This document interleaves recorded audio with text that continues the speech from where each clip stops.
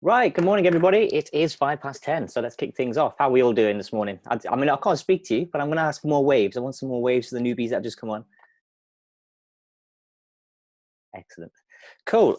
So welcome to the first ever Creative Coffee Digital. We're really excited to be doing this. We're a bit nervous because obviously it's the first time we've ever done something like this. Let me just unshare my screen so you guys can see me. Hopefully you'll be able to see me. Am I on? Can everyone give me a thumbs up if they can see me? Hey, excellent, perfect. So we've got a few announcements to make this morning. A few little bits that we're doing to try and kind of spread some goodwill and keep things rolling on the Creative Coffee end. We've been doing a creative community call out on the social medias, basically encouraging people to tag at CC Leicester on our Facebook, Twitter, or Instagram feeds, and we will reshare and retweet all of your work and things that you've been up to during lockdown.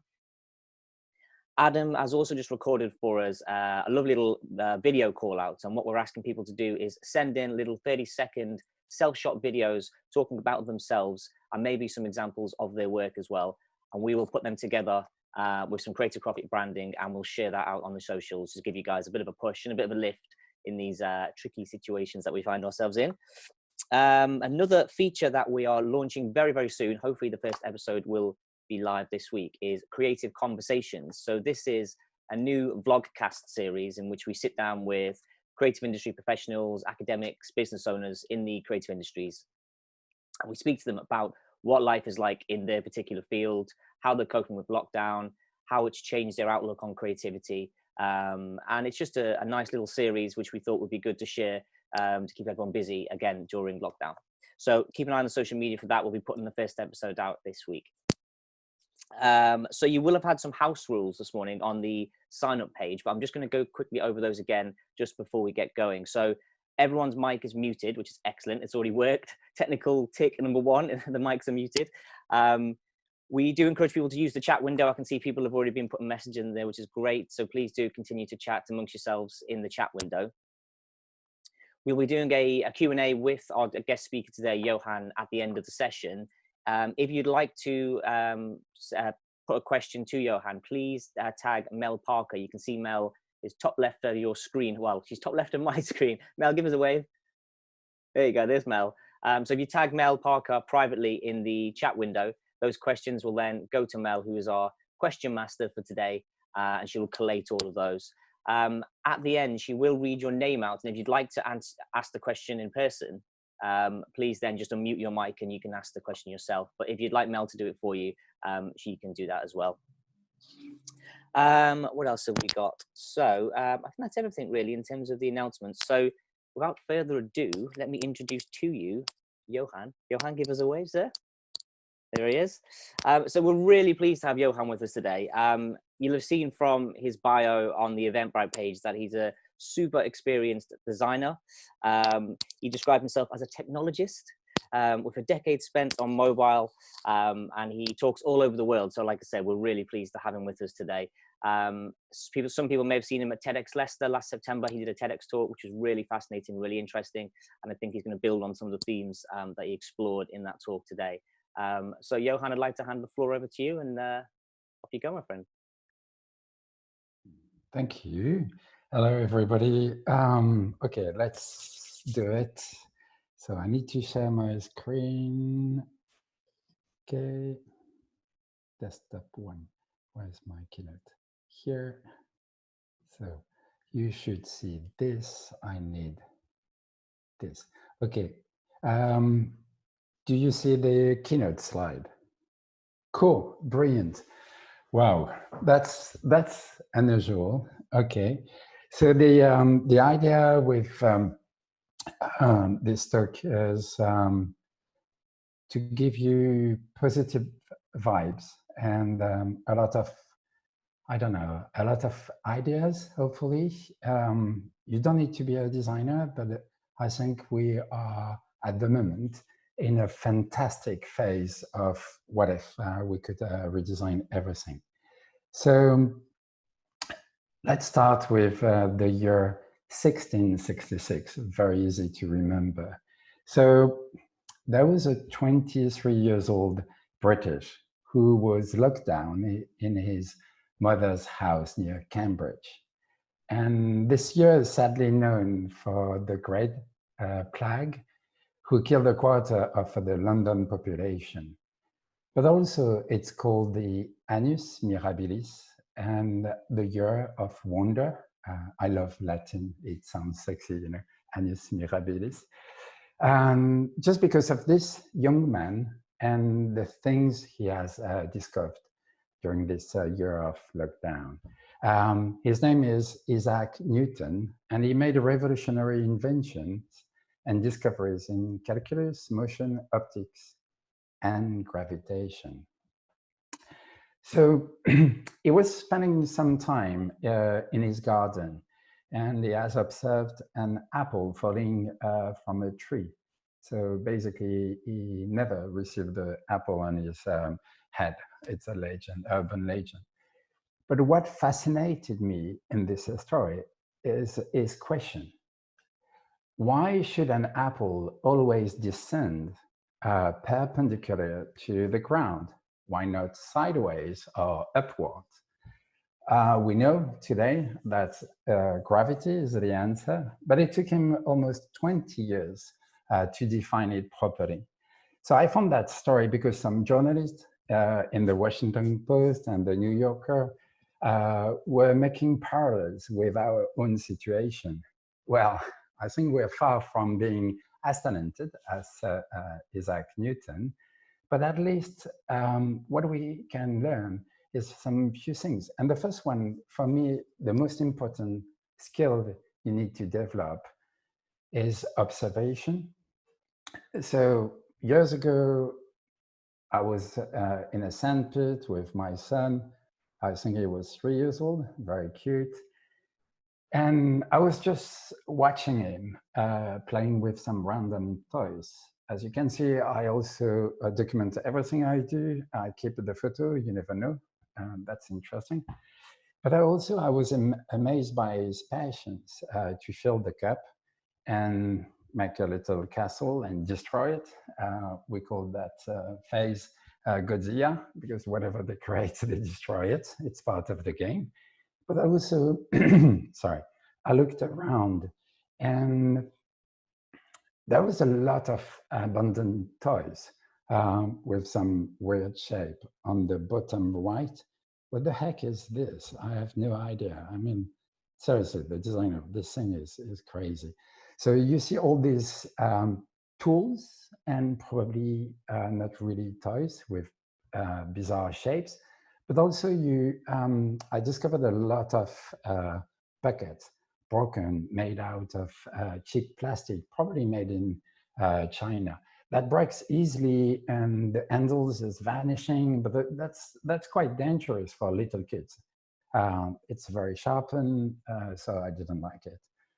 But then what I found after Sunny Sunday. So I picked all the trash, especially the sandpit toys, all these things, and put it on the bench and took a picture. And it was just like, wow, people just abandon these things because they are probably thinking that some other kids could play with it, or just because they are lazy and they don't want to put it into the bin. Well, some people put things into the bin. The problem here, from an observation point of view, is not that, well, we design bins for a purpose, but you never design a bin for a sunny Sunday because you're not probably a London or a British designer for these things. I don't know. I'm just guessing. So this is a design issue. So now they put a massive, industrial bin on the side, and it's ugly. It's just like a problem. So I didn't spend my time to design bins. I could have done that. I think it's a good business. But I started to think about the toys my son were playing with. So the second skill I recommend, if whatever you want to try, whatever you want to design, whatever you want to make, iteration is part of the game. So we came back home and we started to play together. So I always involved my son to make things with me, even if it's weird.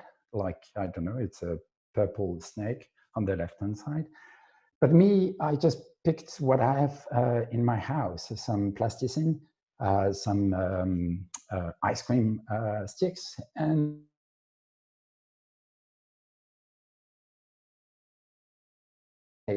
but it was fun, and I learned a lot. I learned that I'm not good at that, but I still have this idea in my head, so I can physically make it. It's like the first time you do a recipe, you're like, okay, I have everything, almost everything, and so I give it a try. And what is important also is to prototype very easily. Don't overthink it, because I took the right hand of my son, just make a contour, and created a shape that fits in his hand. I could have done that with a stick, whatever. But the idea here is quick prototyping, because that forces you to deliver something that is important to test. And also, you have to test it. So I was so excited by my colorful creation. When I think about it, like 2 years, almost 3 years later, I feel very ashamed of that, but that's part of the game, isn't it? So I did it. So I tested, I asked friends of my son to test it, and they like it. So I was like, cool, okay. So what is the next stage? Because this is great, but you can't sell it. Nobody will buy it.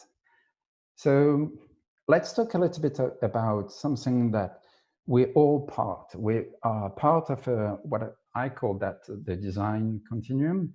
It's there's an idea in design where we call that the context of use.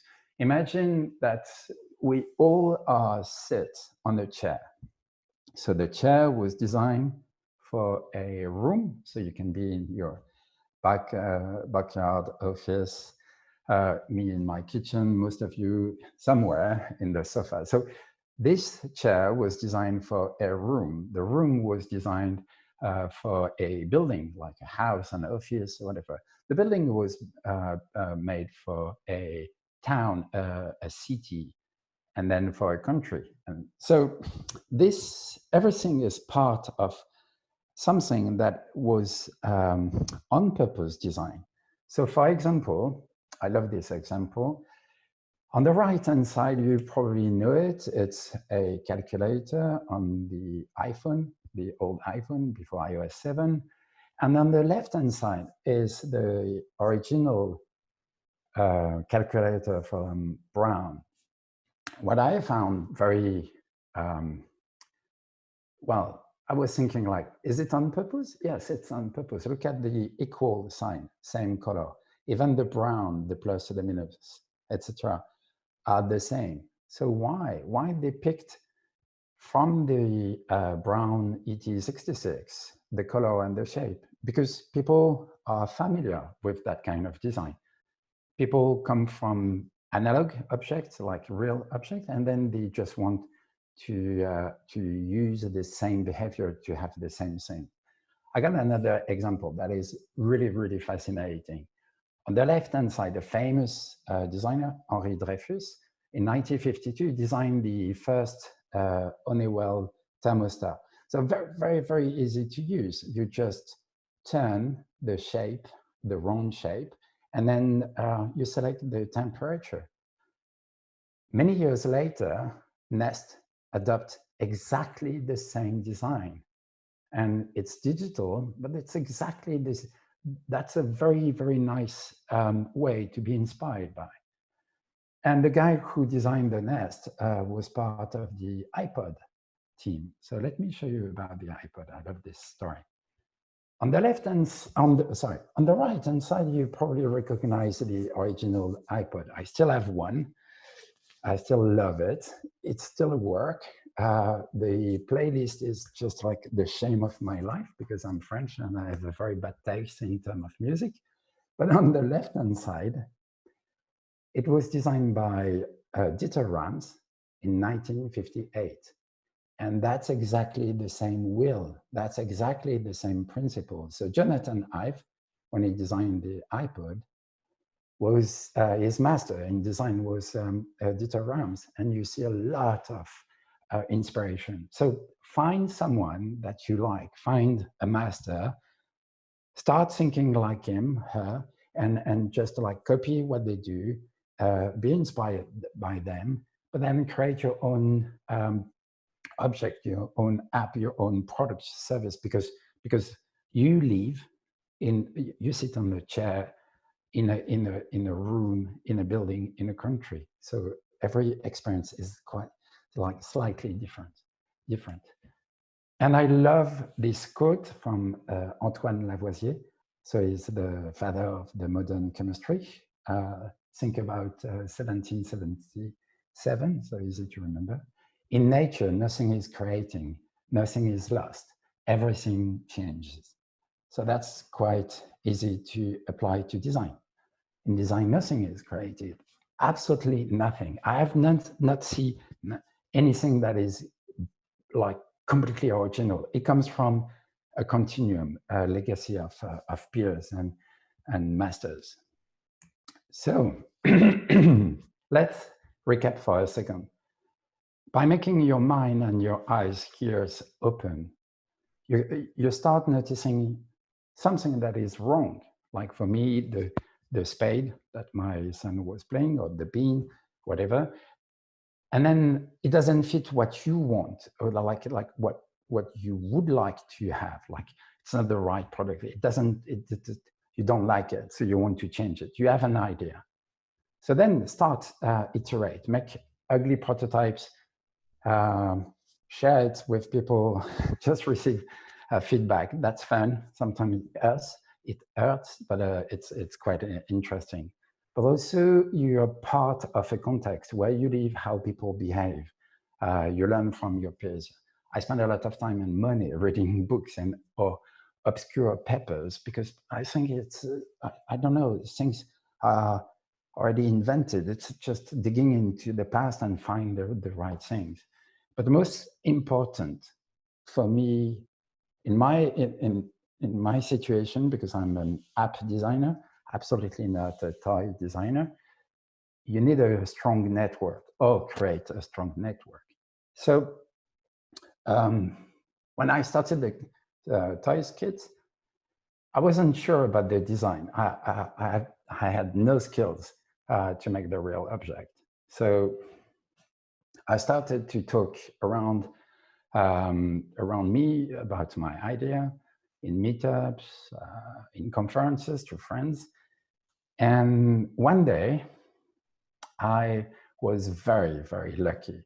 I met some good guys, like very good guys, Jan and Boris from Design Lab, who are French guys. That helps, but they are in London.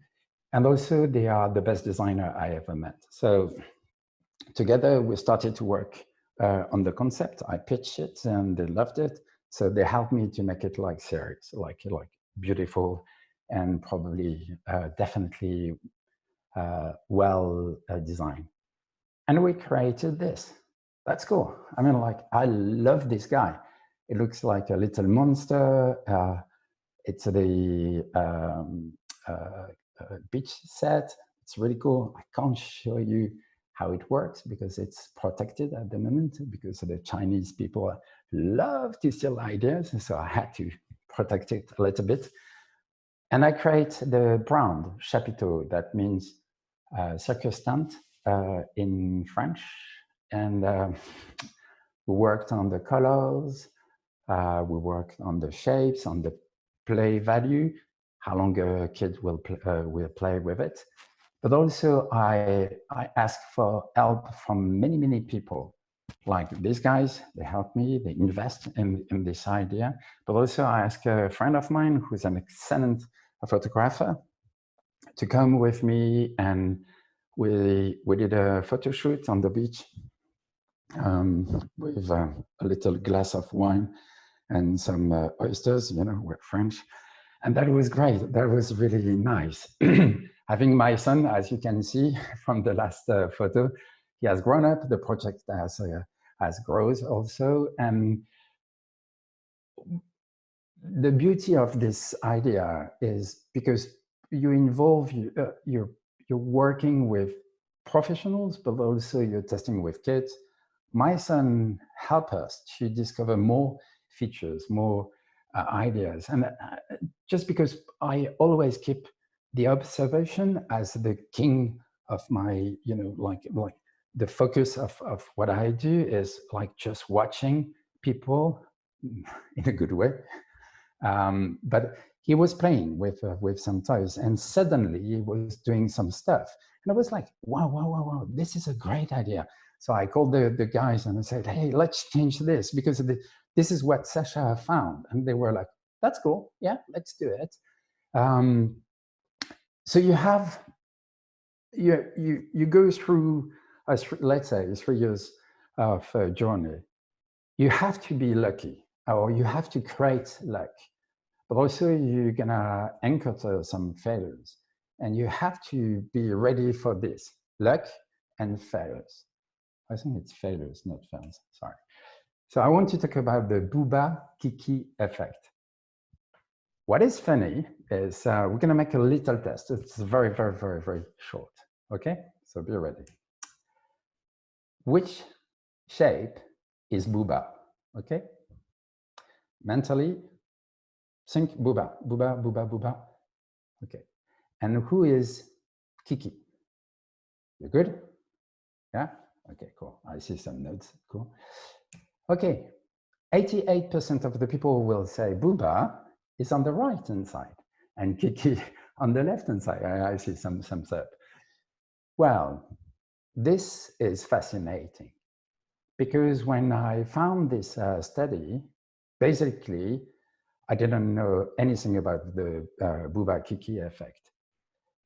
To explain it in a very concise way, it's a non-arbitrary mapping between speech sounds, Booba, Kiki, and the visual shape of an object. What I found very interesting with this study is if you're autistic, you won't say Booba is the rounded shape. In fact, if you ask like 10 autistic person, it's 50-50. It's it's a way to also to understand whatever is your language, whatever is your nationality, it works.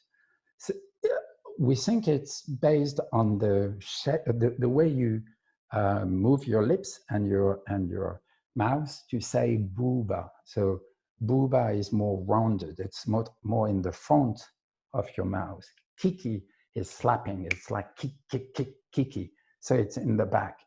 It seems that the rounded, like a kiss, like something like more gentle, is like that shape. So why I'm talking about the Booba Kiki effect? Because chapiteau, when I think about it, so I did the test on the brand name, chapiteau is all about the font. It's very rounded. And we were lucky because the shape of the toys are super rounded. Of course, we designed for kids. So I'm not going to design a Kiki stuff because I don't want to hurt my kids, okay?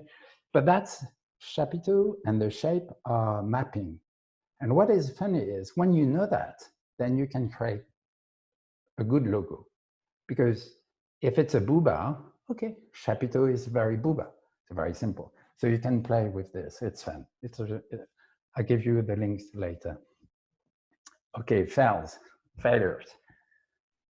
I had so many, seriously. I think I still have some, and it's part of the game. Sometimes you just like, fuck, like how am I gonna manage that? So as a as a product designer, new product designer, you have to dig into the marvelous world of materials because everything is made of, something like it's tangible. You can touch it. So I had to learn plastic. Very simple. Not that simple, sorry. I thought it was simple. So I did a little test at home, took all the plastic trash I have and started to look at the resin qualification, like from 1 to 7. If you see the little fish and the boat, it means the PET, for example, sink, and the HDPE float. So that's very simple. So you have a little logo on almost everything in plastic, almost. So you can know very well what kind of plastic. Basically, 7 sucks. 1 is the plastic bottles. 2 is the milk bottle and all the caps. And the rest is quite interesting. Plastic is a fantastic invention, but the way we recycle it is a mess. So I wanted to create an object that is cool for the planet, cool for the parents, cool for the kids. So I look at the 7, the other, and it's called the bioplastic. When I found this guy, it's a French team in Brittany, and they use seaweed. So I was like, cool, that is exactly the things I want to do. Kids, beach toys made out of seaweed. I love the idea. And if we go back to this family, it's 7. 7 is the worst to recycle because we don't have the factor. So basically, if you really want to make something that is easy, it's 1 or 2. So I digging into the material. Okay, fail. I went to the ocean plastic, super sexy ocean plastic. Basically, you collect the plastic on the beaches, the river, bring it to a central point where you converge, and there's a plastic bank, so people can sell what they found, and the money is used for the communities. On the principle, it's brilliant. I mean, like, there's a lot of greenwash with the ocean plastic. A year later, I read so much and learned so much, and I can tell you there's a lot of greenwash about that. This, on the principle, is excellent. The only problem is I asked a plastic bank 1 ton of ocean plastic because I need it to make the toys. And I received a strange email. The lady said, "Is it for kids?" "Yes." "Young kids?" "Yes." "We don't sell for that." I'm like, why? It's exactly what I need. All my marketing was ready. Ocean plastic, you save the planet, you save the beaches, the da-da-da-da-da. No, there's a lot of chemicals in it. I'm like, oh, shit. What? Chemicals? Plastic? Okay, learn fast. Yes, there's endocrine perturbators in this, a lot of plastic, because the chemicals you need to put in the virgin plastic to make it smoother or to bend, whatever, could be dangerous for the kids. And it's a massive problem. So when you're creating a brand based on ocean plastic, and you realize after a few days, few weeks, that you have to abandon this, you're like, thank you guys, love you. I should have made some wooden toys easier. So it's a fail. And like at the very beginning of the lockdown, Carbios, a team based in France, just invented something that is crazy. They take whatever PET plastic shape, like from recycling, put some polymers in it, enzymes, and then make a new pure plastic from it. So I contact the guy, and by the way, the fact that we are all at home-ish, the answer rate is crazy. The guy, the CEO of Carbios, answered me like after 30 minutes. I was crazy. And he said, we only do PET. Remember, number one. So like, cool, yeah, cool. Yeah, I'm happy with that. PET is cool. Second email, he said like, well, most of the toys are not made of PET. And you're like, okay, that's lesson number one. Yeah, you think you know something, but you don't know everything. So you have to go back to your paper and like, what? I can't do PET toys. No, you can only use the number two, the milk bottle, not the Evian or Contrex bottle shit. So a lot of failures, but I still meet some. It's interesting, but that forces you to be very, very creative. And then the last thing, I think it's important, you can call it eco-design principles, circular design, green design sometimes, but green design is particular.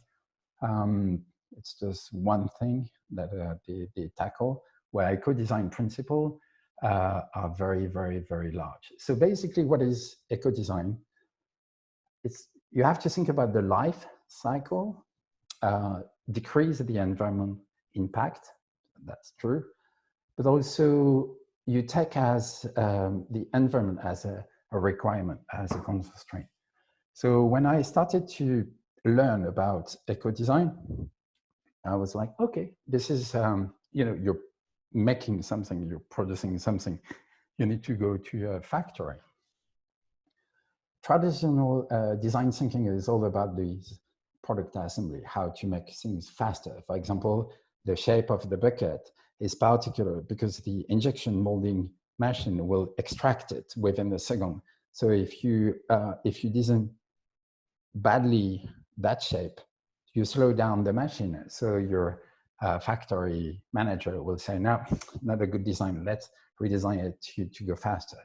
Distribution and retail, do you want to use Amazon? Do you want to use like local shops? And also the use. So that's traditional design thinking. Now you have to be a little bit wider. Think about the original material. So in my initial idea, the ocean plastic, how do I collect the plastic? How do you extract it from the earth? Is it like virgin oil that you transform into plastic? Is it something like, I don't know, like from rice, from whatever? And the way also you do the manufacturing. But the most important thing also is the end of life. I go to the, how you call déchetterie, where all the people are bringing their trash, and then you can select, you see what I mean, like this big plant where you have all the things sorted. There's a lot of waste with appliance, with little ovens. And then the end of life of most of our products is shit. It's horrible. So I started to read a paper, and I read a lot of paper. If you're interested, I have a hack for reading more papers. I can share it here. So the paper was, can the choice of eco-design principle affect product success? So basically, do you have to be eco-friendly? Do you have to use eco-design principle to be more successful? The answer is not really, but it's good. It's good for most of the people. It's good for the planet, but it's not something that we are ready for. Like, people will buy shitty toys just because the kids want it. So I still want to make it in the nice way for the planet. So here are the eco-design principle. There's a lot. It's really interesting. It's if you just read this page, it's like, wow, I can design this thing like differently, or I can change my behavior. I can do like a lot of things based on that. I simplify it for you. So that's the test, the paper said. There's two main eco-design principles that are successful, that to facilitate the end-of-life collection, end-of-life transportation. So I give you an example. I'm wearing a T-shirt from Rapa Nui. They are on the Isle of Wight. They are British, and they make, let's say, eco-friendly T-shirt. What is cool is if it's damaged, you can send it back to them, and you have a £5 credit on your next buy. So they recycle themselves their own T-shirts. So that's nice. But also you can reduce the mass of packaging during the product use, like light packaging, etc. And I add my own. What? There's I can't touch the share bar, so I can't see the chat. Sorry, using like a keynote. It's not very. So I add my own eco-design principle. I think if you design toys, well, at least you have to increase the play value to make the kids play longer, because that's less trash. In France, I found a crazy number. There's 22 million of toys per year that finish in a drawer where kids are not playing with it anymore. So let's finish. Oh, that's a long talk. Sorry about that. Let's recap. Observation is key. You need to stay like open-minded and just like a kid. I think iteration and prototyping, ugly prototyping is really, really important. Know you're part of a design continuum. You're part of a legacy of like fantastic people who just design fantastic things, so you can steal with heart. The network is really important. Be ready for luck and failures. There's a lot. And apply some design principle, ethical principles, whatever. Thank you very much. Yay, I did it.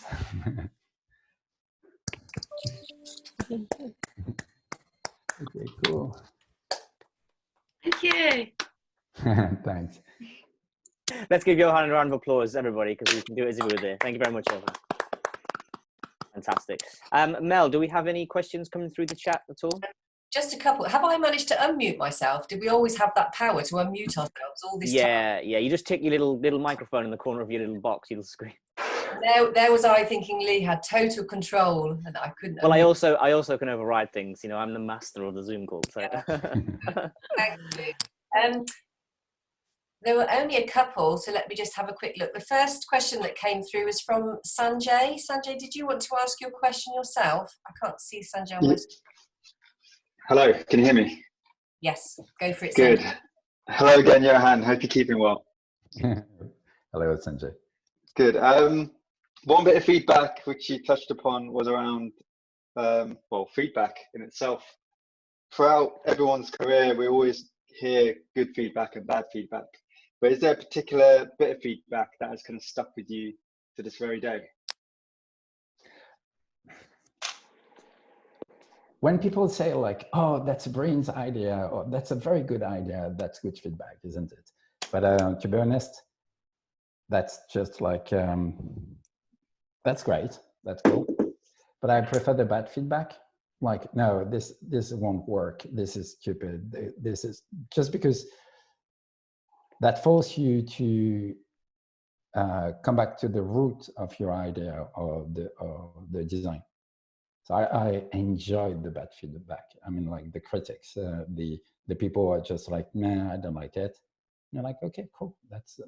It's a very good beginning, because if everybody say, oh, that's a very good idea, you won't progress, I guess. Well, thank you, Johan. Thank you. Thank you, Sanjay. That answer your question, Sanjay? Yes, it was great. Thanks, guys. Thanks for hosting, Lee. Really good show.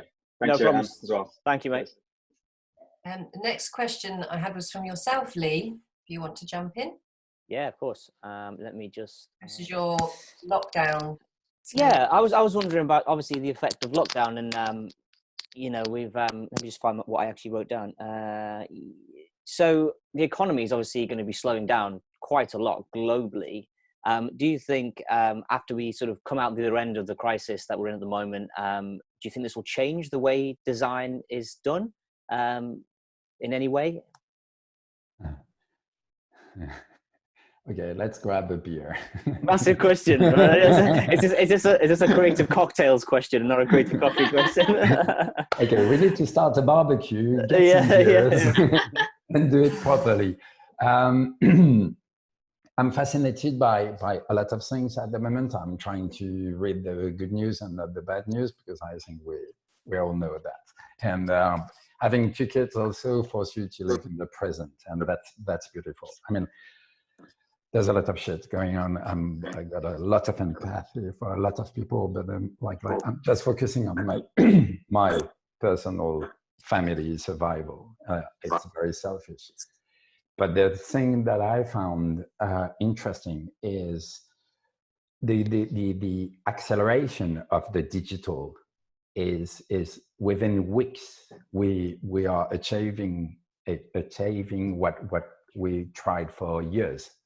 So working from home was not a scheme that in France, for example, was very developed. And then suddenly everybody works like all around the planet on like with good and bad. I'm not here to say that.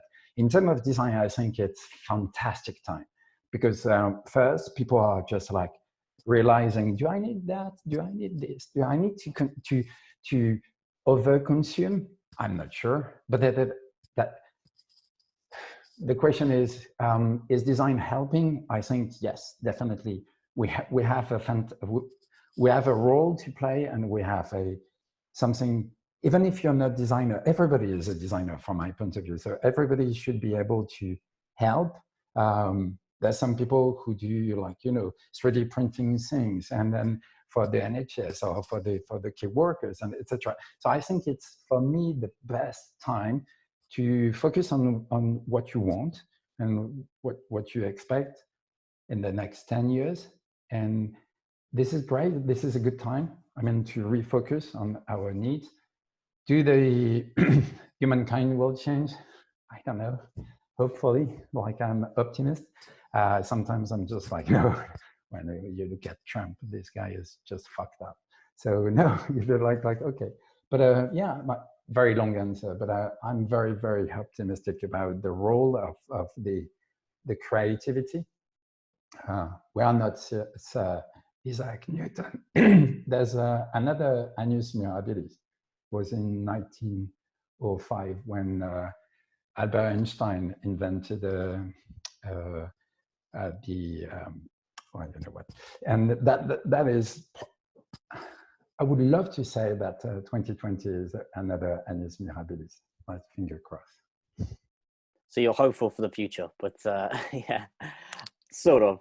I mean, that led on to another question I had really around how far has your research taken you into eco-design? How far has that research gone? Was it specific to the products you were looking to make, or was it a more wider research into what eco-design is and what e-waste is? Because I would like to hope that there is a shift towards that in the next decade or 15 years to help the environment, help the planet be more sustainable. But of course, it doesn't seem to me obvious that doing things that way is cheap. And of course, the way the economies run, things that can be produced quickly and en masse are the things that get done, as opposed to things that are good for the environment. So what's your take on whether there will be a shift in products being made with eco in mind as a forefront? When so I do research for Chapito a lot, and of course I want to ship the toys as soon as possible, because after 2 years I just want to ship it and make other toys. Now, when you start thinking about the eco-design principle, circular design, I've seen like in the chat from Janet about the donut economy, etc. That's when you dig into the papers, that's some concept that were around like 20, 30 years ago. I'm reading a book about a guy who just talked about it in the 80s. So it's not new. That's what I found very interesting is everybody is talking about it at the moment. Well, a lot of people. So it's a curve, and it goes up. So it's great. So more people are talking about it. There's more initiative. There's more ideas, etc. So it's a trend, and it's a good trend. So I think some people are forced to change, especially with the digital explosion we're living now. I think I believe something is changing now because we've seen the impact of our crazy consumerism. But yeah, it's a good trend. I mean, like, I believe in it. And I love the donut economy. It's just fascinating. But the big guns, the people who are making like a lot of money, do they really want to change? We can force them to do it. If you, for example, if you refuse to buy some packaged fruits or stuff like that, 1 + 1 + 1 + 1 + 1 makes a huge difference. And now people are thinking like, we should avoid that kind of plastic shit. That's you. The only things you can change is your behavior, I think. So the changes start on a small level and can ripple out from there. Fraser, am I able to bring you in? Would you have an opinion on this? Obviously, because you work for a design company. Feel free to say no, I don't want to speak, but I wonder whether you had an opinion on this, because obviously it's, for what you guys do. Yeah, I mean, I must admit, we've been on a bit of a journey at Parkside. So for those that don't know me, I'm architectural consultancy manager for Parkside Tiles, or Parkside Architectural Tiles. And so I work a lot with the A&D community, basic commercial tile supply. But beyond that, we have been actively on a bit of a route. We've sort of tasked. We've got a university involved in doing a study on the life cycle of tiles, which is a lot more of a complicated issue than looks on the surface of it. For years, we've been factories, mainly on the continent, have been quite, I would say, quite reserved about giving away information about their processes. But when you're part of we're part of the TOPS group, so the biggest coal importer and distributor in the UK. So you have quite a lot of clout, and you can find a lot of things behind the scenes.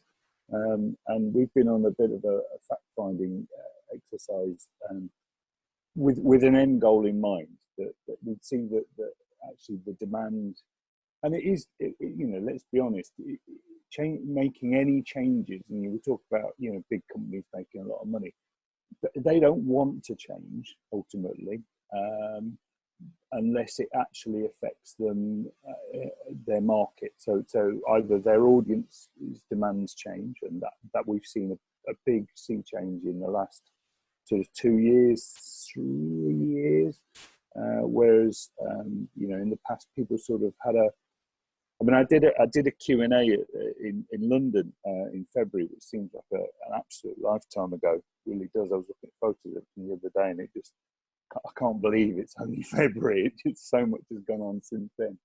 And one of the things that I mentioned was the fact that years ago they used to keep all this information guarded, because the business community and the market basically looked at things like recycling and sustainable energy and things like all the things that now everyone's very keen on. Factories kept that very quiet because there was an assumption, and it was a wrong assumption, but there was an assumption that somehow you were cutting corners. If you were recycling, you weren't producing something that was perfect. You were basically regurgitating rubbish and putting it in and sort of bulking out the product, if you will. So there's a mindset that's changed in the last couple of years where all this information now, they're very keen on you finding out. But you can't just scratch the surface. It's a really complicated issue. When we started looking at it, we realized that, you might have a tile that's got a 40% recycled content within it. but the factory itself, isn't perhaps run that, sustainably. Yet other factories, they recycle their water, they recycle heat, actually move it from one part of the factory to another. They use solar energy and have for decades. So it's not an issue you can necessarily resolve overnight, and even help to educate people. And we sort of started that process, and that's, like I say, that is quite a complicated issue. This whole the life cycle of a tile, for example, is huge. You can put a tile in, and in theory, until you pull the building down or decide that aesthetically you've got to change it, you don't have to change it. And that's, so a lot of energy has gone into creating that thing, but then it lives for so much longer. You're not, it's not some wall finish or whatever that's going to be ripped down in a very short period. So it is really complicated, and much more complicated than I realised. I wonder, when we buy packaged food these days, I don't know when the legislation came in that stated that we need to have food content guidelines on the packaging around salt and fats and things like that. But that came in, I don't know when, maybe 10, 15, 20 years, I don't know. But that's great, because now we get, as a consumer, we have informed choices as to what we eat, what we put in our bodies, whereas before we wouldn't have had any clue what was in that food. Yeah. And so a colleague of mine, I have one of those, I'm sure we've all got them, those reusable water bottles that you get. They've got a nice little kind of metal lid, and they're really nicely crafted. They're beautiful to look at, and they're beautiful to use. There we go, Mel's got one. 8 years, apparently. A colleague told me if you were to use that every single day for 8 years, only then would you offset the carbon print of actually making the thing in the first place. So I thought I was blown away. I was like, 8 years, I've got to keep hold of this.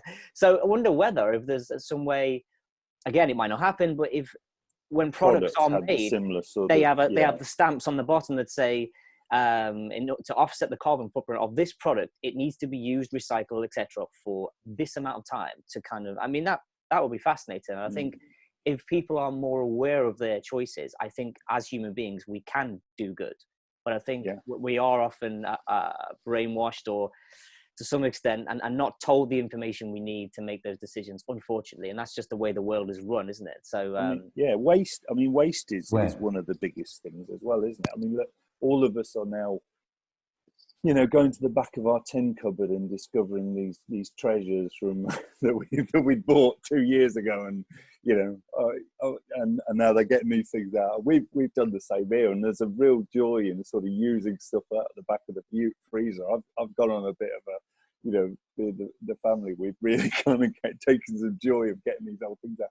And if it wasn't for this enforced situation, we wouldn't be reassessing those things and being quite so frugal and being quite so, less weight. Well, I certainly wouldn't have been. And I think a lot of us, this process, and I think you're right, Johan, there's definitely, people are, this whole thing of this on lockdown is making people reassess how much waste, how much travel. Do we need to do that? I've done loads through things like Zoom that ordinarily I'd have travelled down to London for, I'd have gone up to Manchester for, and they've been completely viable. They've been really, have been a lot easier. And the technology is not new. We've all had it, but some of us use it more than others. And yes, sometimes there's no substitute for a face-to-face, but I think this whole period has made, certainly for me, made me reassess how wasteful we are, and how, it's frame of reference again, I think, isn't it? Because like you said, Zoom has been around, Skype has been around, FaceTime has been around for years. We've had this technology for a decade or more, but we're not using it because like I said, we get used to a way of life that we all do, we all travel, etc. Complacency, isn't it? We're all fairly complacent and locked in a cycle of what we do and what we expect to do.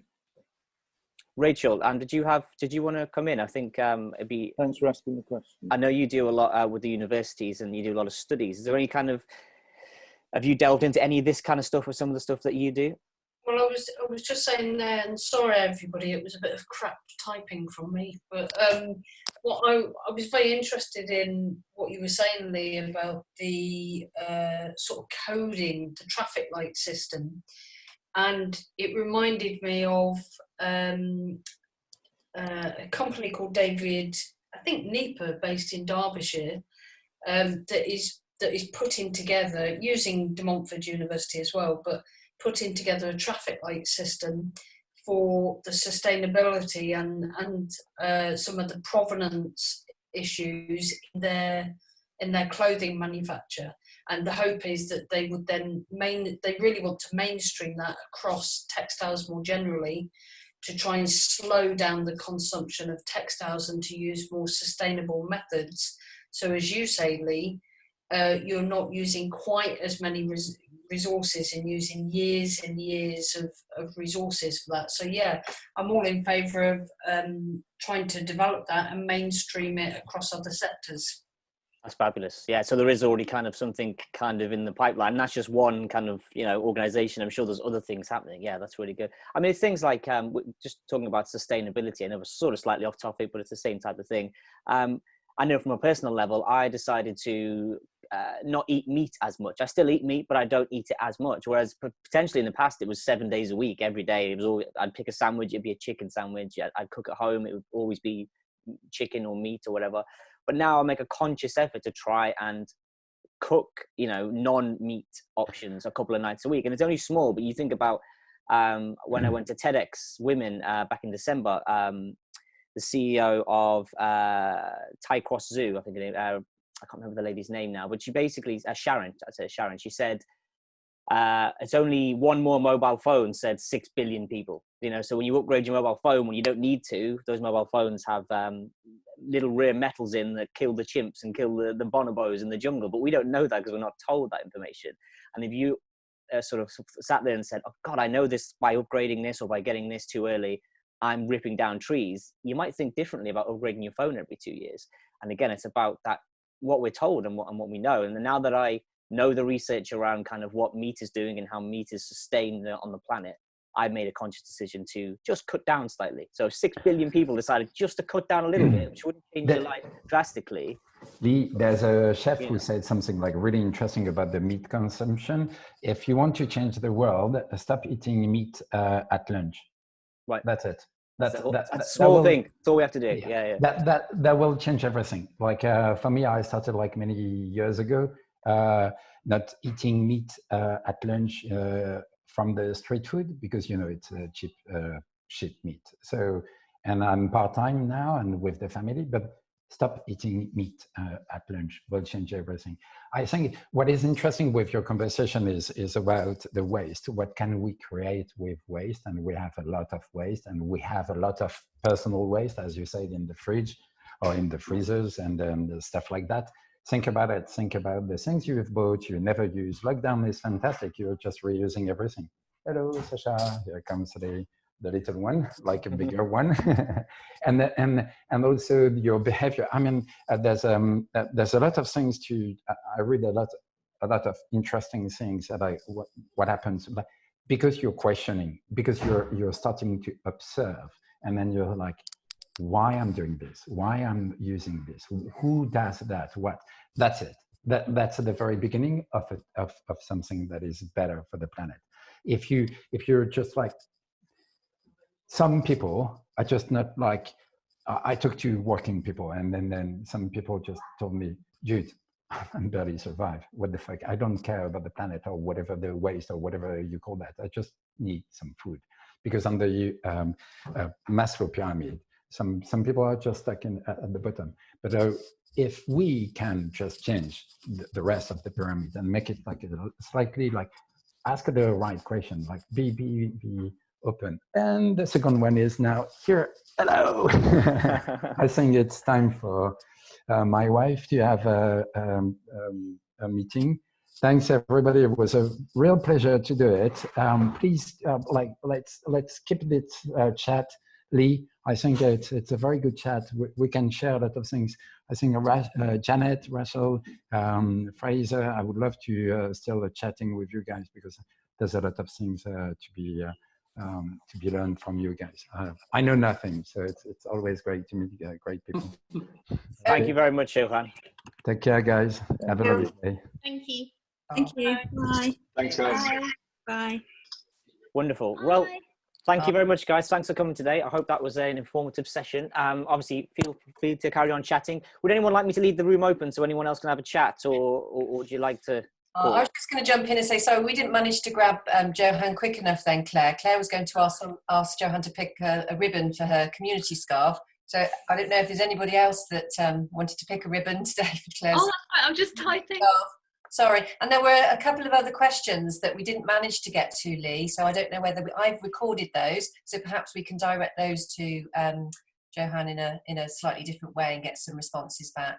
Yeah, absolutely. I mean, hopefully this is recording today, so we'll try and get it up online after the fact, and maybe we could put some of those questions in the comments, and I'm sure Johan will be happy to answer them. Who was it that had a question for Johan? There was I think Koltar had a follow-up question, I think it was, about, there was a discussion early on that Sanjay kicked off about feedback, and there was a follow-up question on that. I think it was Koltar, if you're still with us, was it? About, was there a certain way he goes about collecting his feedback? And then Lou had a question.